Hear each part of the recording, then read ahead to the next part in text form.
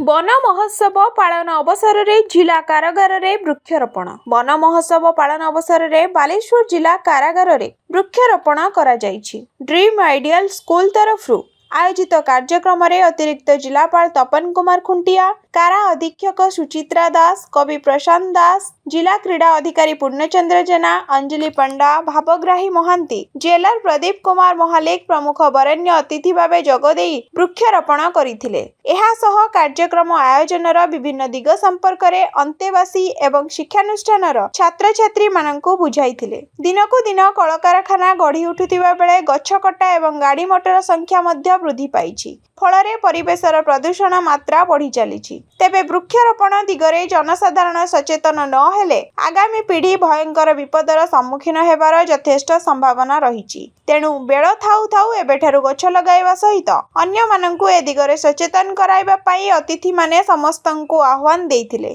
शिक्षानुष्ठानर प्रतिष्ठाता गंगाधर दास एवं अध्यक्षा पुष्पिता महांतीଙ୍କ तत्त्वावधाନରେ अनुष्ठित कार्यक्रम रे समस्त शिक्षयित्री व कर्मचारी उपस्थित थिले।